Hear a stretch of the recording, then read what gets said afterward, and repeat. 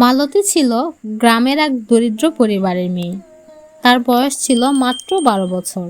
সে পড়াশোনা করতে খুব ভালোবাসে, কিন্তু হঠাৎ একদিন মাঠ থেকে ফিরে তার বাবা ক্লান্ত গলায় বলল, মালতী, আমাদের ঘরে টাকার খুব অভাব। তোমাকে আর স্কুলে পড়াতে পারবো না মা। কথাটা শুনে মালতী মনে মনে খুব কষ্ট পেল। পরের দিন বিকেলে মালতী গ্রামের বাজারে গেল। দোকানের সামনে দাঁড়িয়ে দেখলো অন্য বাচ্চারা নতুন নতুন বই কিনছে, কিন্তু তার কাছে কোনো টাকা নেই। সে অসহায় হয়ে তাকিয়েছিল।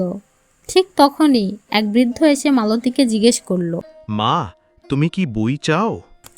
মালতী মাথা নাড়ালো এবং ওই বৃদ্ধ মালতীকে একটা বই দিল এবং বলল, টাকা দিতে হবে না, শুধু বইকে ভালোবাসো। কয়েক বছর পর মালতী পড়াশোনা শেষ করে গ্রামে এলো এবং শিক্ষক হলো। তখন ওই বৃদ্ধকে বলল, ধন্যবাদ আপনাকে। আপনার জন্য আমি আজকে শিক্ষিকা হতে পেরেছি। বই মানুষকে শেখায় আর জীবনে বড় হতে সাহায্য করে।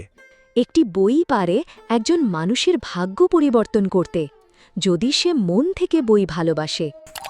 তো বন্ধুরা, গল্পটি ভালো লাগলে ভিডিওটিতে একটি লাইক ও চ্যানেলটি সাবস্ক্রাইব করে দিও।